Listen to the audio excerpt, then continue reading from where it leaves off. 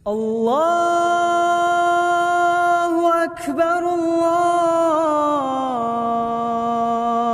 Akbar. Allah menciptakan kita mati dan hidup dalam keadaan diuji, dan tidak ada istilah dunia nikmat. Kalau seorang mukmin menjauhkan diri daripada majlis ilmu, daripada memakmurkan rumah Allah, daripada memegang kitabullah, daripada menjadi orang yang bermulia akhlak, menjaga perintah Allah dan perintah Rasulnya, mana ada nikmat. Yang namanya surga Allah di dunia, barang siapa yang ingin masuk surga Allah di akhirat, nikmatilah surga Allah di dunia. Apa itu surga Allah di dunia? Majlis ilmu, majlis zikir, masjid-masjid, bersilaturrahim, menjaga kebaikan dan amanah, baru kita bisa menikmati kehidupan kita. Tidak ada dunia tanpa ujian. Kalau anda ingin menempati satu tempat tanpa diuji, itu namanya surga, bukan di dunia. Bahkan tanda semakin tinggi iman seorang, ingat, akan semakin tinggi ujiannya. La yazalul bala'u bil mu'min, yubtalal mu'min bihasabi dinih, di riwayat bihasabi imanih. Fa in kana fi dinihi salabah shudda alayh, wa in kana fi dinihi rakhawah khuffifa anhu. Bala dan ujian itu terus menerus akan kita hadapi. Semakin kuat iman kita, semakin tinggi ujian kita. Itu tanda iman. Salah satu bukti semakin tinggi iman kita akan menjadi berat ujian kita. Setinggi-tinggi iman adalah iman Nabi Muhammad sallallahu alaihi wasallam.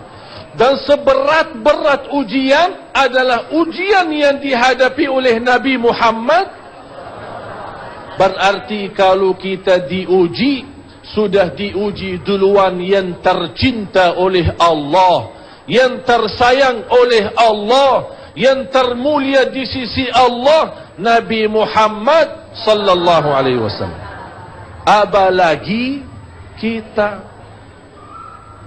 Dan sebab ada ujian, pasti di belakangnya berlaku dosa maksiat. Alhamdulillah masih menjadi sebatas ujian, bukan menjadi semacam azab atau hukuman. Karena secara adil, orang yang salah wajib dihukum. Tapi karena Allah masih sayang kepada umat Nabi Muhammad, Allah menuji tapi tambah dihukum, supaya lewat ujian umat Islam bisa segera sadar, taubat, dan kembali berbaiki diri di hadapan Allah subhanahu wa ta'ala. Keadaan kita yang kita hadapi Bapak Ibu, sebabnya satu, ingat, urusan kita sama Allah belum beres. Akhlak kita sama Allah belum sempurna. Oleh karena itu kita hadapi bermacam ujian. Kalau kita ingin menjadi orang yang dimuliakan Allah, anda harus menjadikan hamba mulia di sisi Allah dan mendekatkan diri kepada Allah dengan ibadah yang telah diperintahkan oleh Allah subhanahu wa ta'ala. Banyak cerita dan rahasia daripada ujian, InsyaAllah kita akan jelaskan sesaat. Ma kasabat aydin nas liyudhiqahum ba'da alladhi 'amilu la'allahum yarji'un.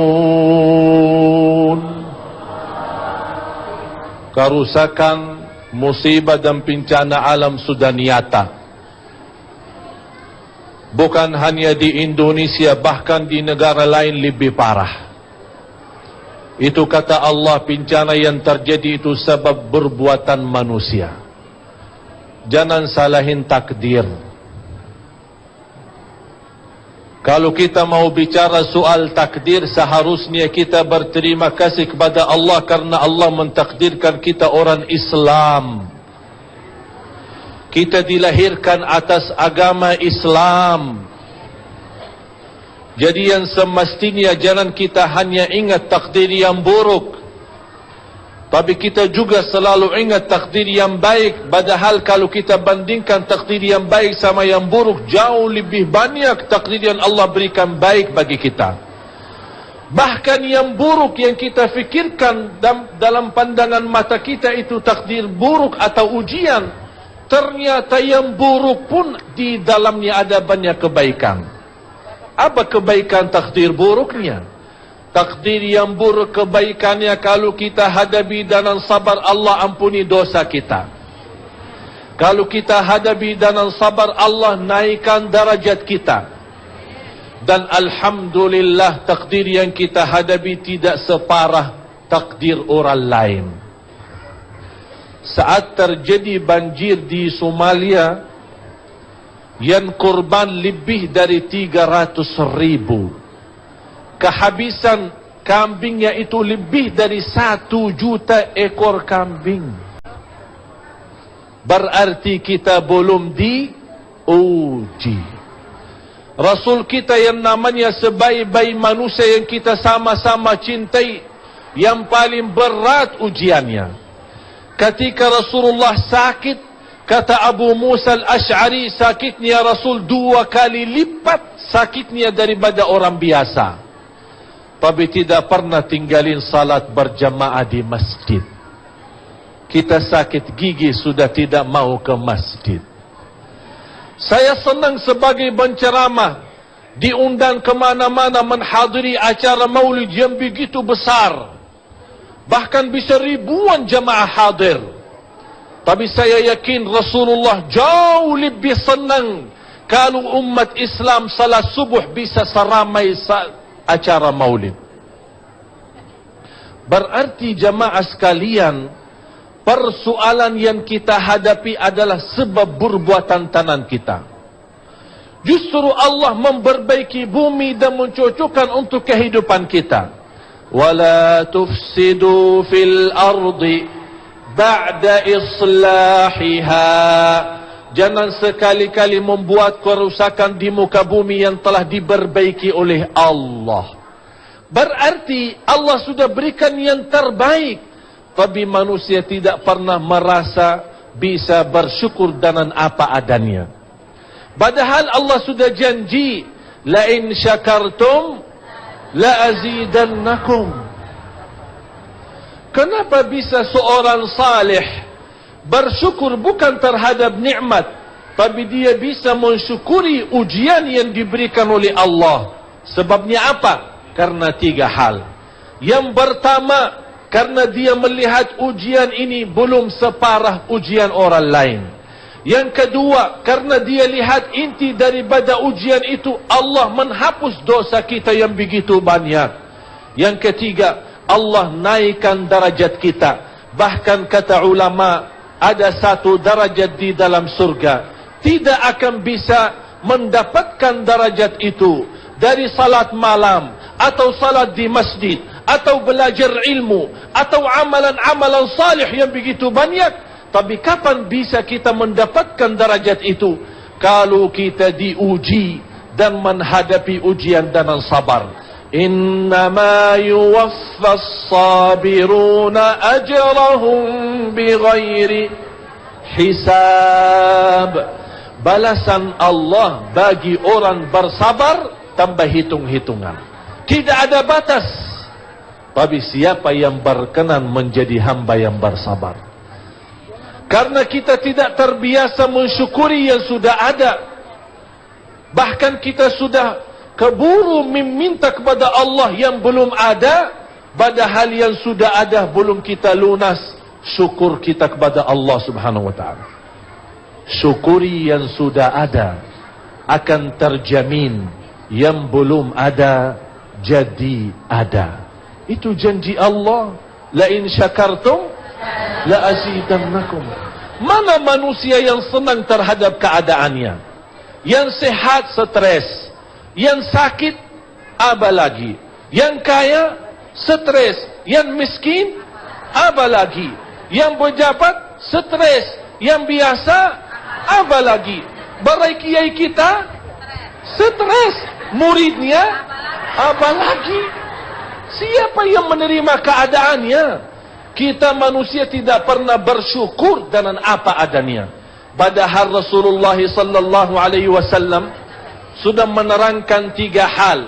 Kalau seorang manusia hamba Allah memiliki 3 hal, dia jadi kaya raya, memiliki dunia dan segala isinya. Apa itu?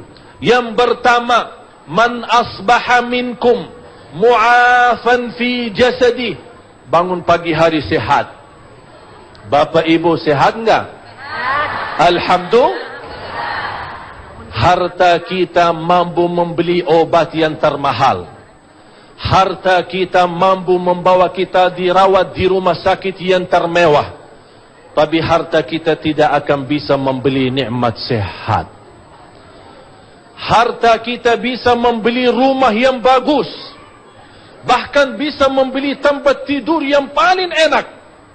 Tapi belum bisa membelikan nikmatnya dan nyamannya tidur. Berarti harta itu ternyata tidak berguna. Tidak berguna untuk kehidupan kita. Tapi berguna bagi siapa? Bagi hamba Allah yang menjadikan nikmat maupun ujian jembatan mendekatkan diri kepada Allah. Bahkan orang salih bisa nyesal dan sedih menangis. Kenapa saya lama tidak diuji? Malah kita terbalik. Kenapa kita diuji? Orang salih mengharapkan ujian. Kenapa mereka mengharapkan ujian? Bukan karena ujiannya, tapi mereka mengharapkan ujian karena mereka tahu di belakang ujian itu akan mendapatkan banyak keberkahan. Kata Imam Ibnul Qayyim, kalau Allah mentakdirkan dengan hikmahnya membukakan satu pintu di hadapan kita, tapi karena rahmahnya akan bukakan puluhan pintu yang bermanfaat bagi kita. Shaitanir Rajim. Wa ma asabakum min musibatin fabima kasabat aydikum wa ya'fu an katsir. Tidak ada satu musibah yang kita hadapi itu pasti sebab perbuatan tangan kita.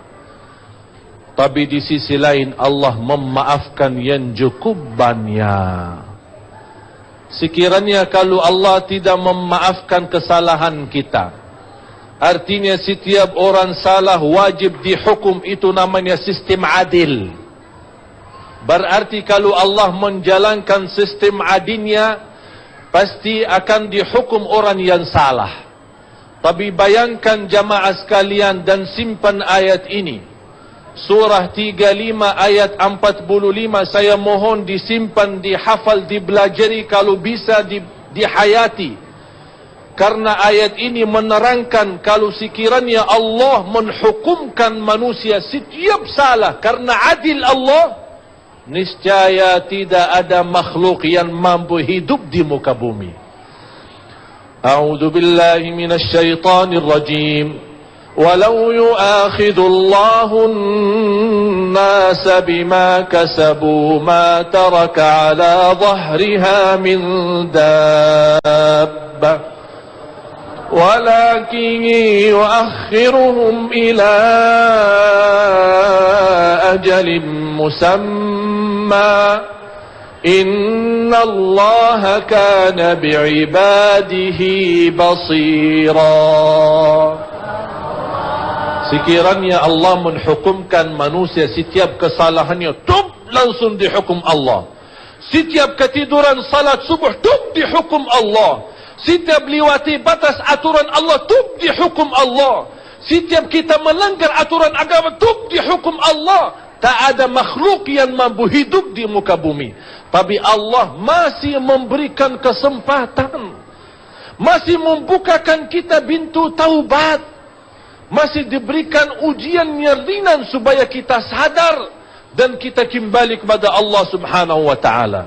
Berarti terhadap salah kita bukan sistem adil Allah yang berjalan, tapi yang berlaku adalah sistem kasih sayangnya Allah. Allah masih sayang sama kita karena Allah memaafkan banyak kesalahan kita, tapi tetap manusia belum ingat, manusia belum sadar.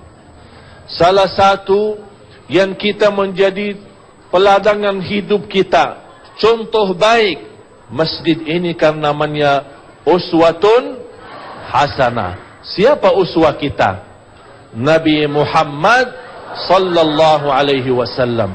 Laqad kana lakum fi Rasulillahi uswatun hasanah. Kalau kita melihat ujian Rasul, tak ada tersisa anaknya laki-laki maupun perempuan, semua meninggal saat Rasul masih hidup. Hanya yang tersisa Siti Fatimah, meninggalnya Siti Fatimah sesudah wafatnya Rasul 6 bulan. Berarti rata-rata anak Rasul laki maupun perempuan sudah wafat. Ini kan ujian, kehabisan keluarganya.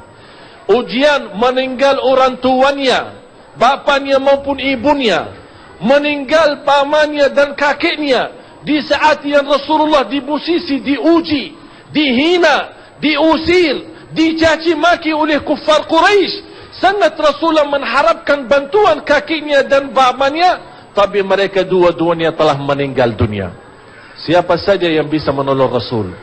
Rasulullah sallallahu alaihi wasallam berapa kali diancam, berapa kali dihina, berapa kali ingin diusir, bahkan diancam dibunuh, tapi Rasulullah sallallahu alaihi wasallam milih bersabar. Sudah melihat dengan mata sendiri bagaimana disiksa sahabatnya oleh kuffar Quraisy. Sahabat datang, "Ya Rasulullah, angkat tanganmu, berdoa supaya Allah habiskan kuffar Quraisy ini dan Makkah bisa menjadi kota Islami." Apa kata Rasulullah? "Aku milih sabar.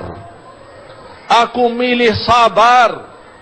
Bahkan Rasulullah sallallahu alaihi wasallam waktu sudah difardukan Isra Mi'raj, difardukan salat, Rasul datang melaksanakan salat di hadapan Ka'bah 2 rakaat. Apa yang terjadi saat Rasulullah di posisi sujud?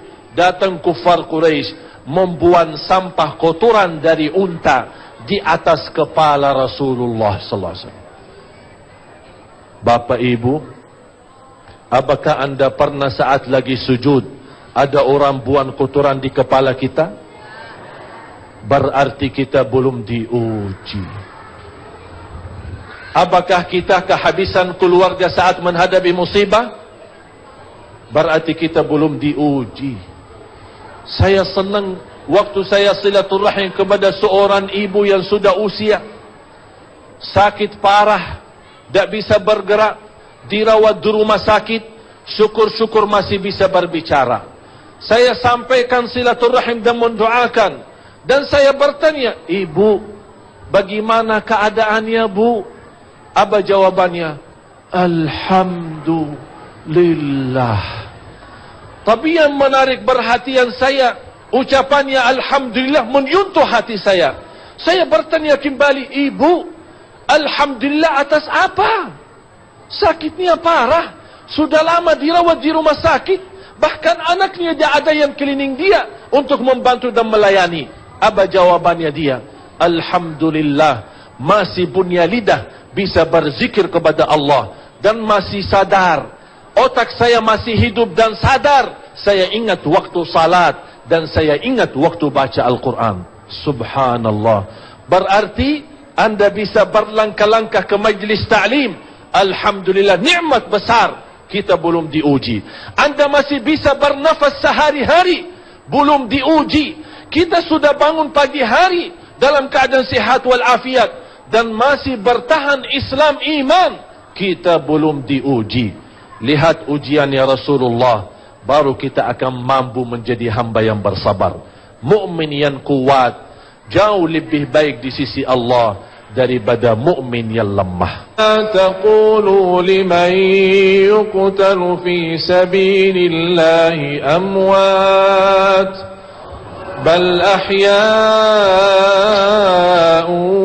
ولكن لا تشعرون ولنبلونكم بشيء من الخوف والجوع ونقص من الأموال والأنفس والثمرات وبشر الصابرين الذين إذا أصابتهم مصيبة قالوا إنا لله وإنا إليه راجعون أولئك عليهم صلوات من ربهم ورحمة وأولئك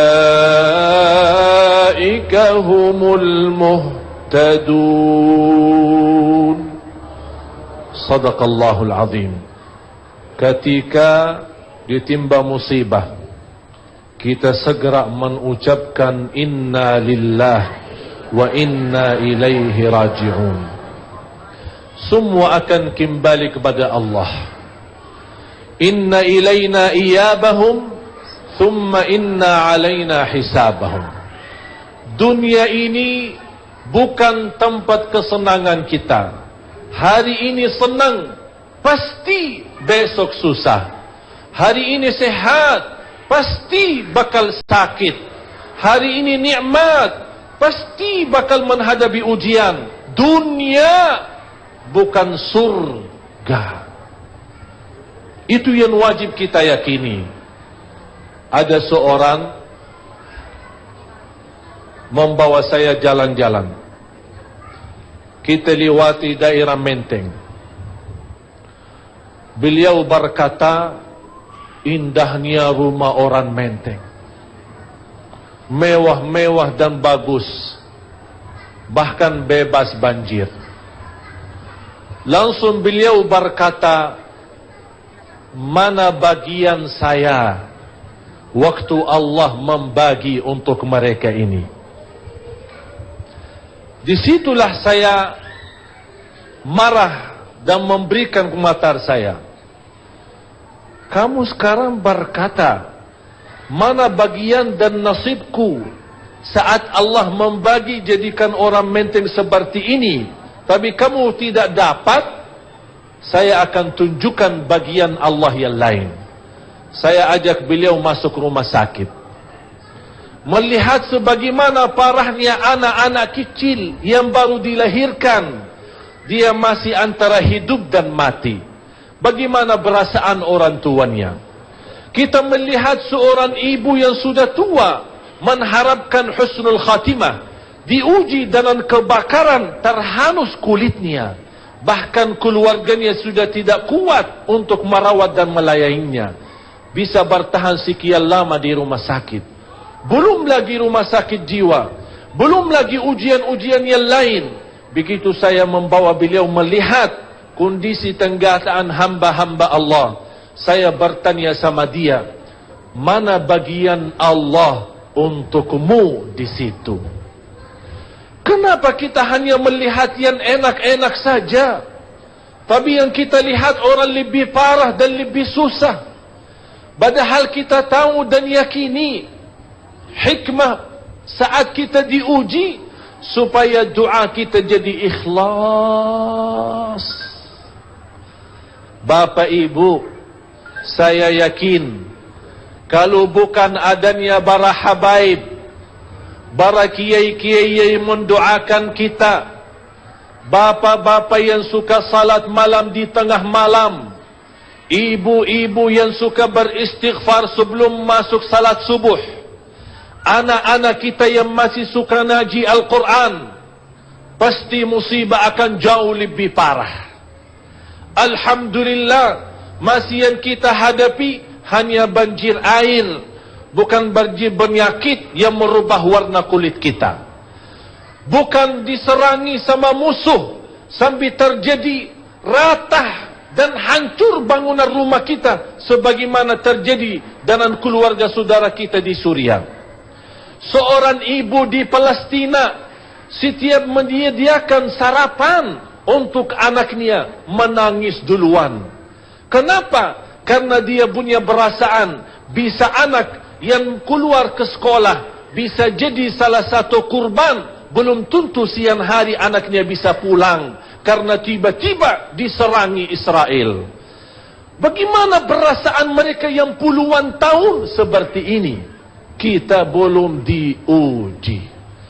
Bahkan manfaat banjir yang terjadi di Indonesia, kita bisa doa dan ikhlas. Saat kita lagi senang, bagaimana doa kita? Ya Allah, ya Allah, ya Allah, ya Allah. Tapi pas lagi susah, ya Allah. Beneran doanya dari dalam hatinya, karena kita sudah tahu mau kemana lagi. Ya Allah, saya tidak punya Tuhan selain-Mu, ya Allah. Saya lagi menghadapi musibah, ya Allah. Bahkan bisa nangis beneran. Saat kita lagi senang berdoa, pura-pura nangis. Nangisnya palsu. Tapi kalau lagi susah, nangisnya luar biasa. Ternyata nangisnya titisan air mata karena kita ikhlas, akan Allah haramkan masuk neraka. Ternyata nangisnya berharga. Titisan air mata berharga di sisi Allah. Tapi kapan bisa titisan mata itu ikhlas? Kalau kita lagi nikmat dan senang. Sebab ada musibah banjir, alhamdulillah terwujud bersamaan. Barangkali saudara kita yang kena musibah banjir, sebelum ada musibah, tidak ada yang perhatiin mereka. Tidak ada yang bisa rawat mereka. Tidak ada yang bisa bagi rezeki buat mereka. Tapi begitu karena musibah, kita sama-sama berduli. Kita sama-sama bagi. Kita sama-sama memperhatikan. Kita sama-sama kasih sayang. Walaupun kita tidak mampu membantu dengan biaya, dengan hal-hal yang kita tidak mampu, tapi alhamdulillah masih kita bisa mendoakan mereka. Ini apa yang terjadi? Ternyata musibah banyak manfaatnya. Terwujud bersamaan kita, saling cinta, saling isi. Ya Allah, benar-benar Engkau maha adil. Ya Allah, benar-benar Engkau maha kasih sayang.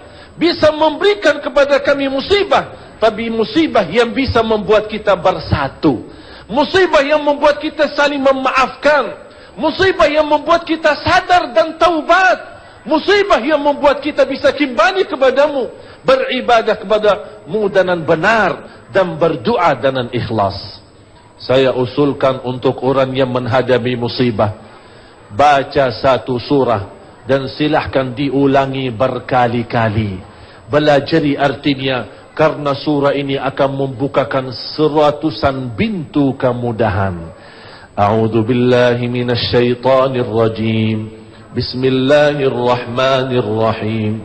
Alam nashrah laka sadrak wa wada'na 'anka wizrak alladhi anqadha dhahrak wa rafa'na laka dhikrak fa inna ma'al usri yusra. Inna ma'al usri. Subhanallah. Setiap kesusahan Allah berikan dua jalan keluar. Fa inna ma'al usri yusra. Inna ma'al usri yusra. Fa idza faraghta fansab wa ila rabbika farghab. Ini jadi amalan buat orang yang menghadapi musibah. Baca sekali lagi surat Alam Nashrah ini, tapi dalam perasaan beda. Menhayati artinya, bisa mendalamkan, menebaskan dalam hati kita, supaya kita tahu fa inna ma'al usri yusra, dan sungguh inna ma'al usri yusra. La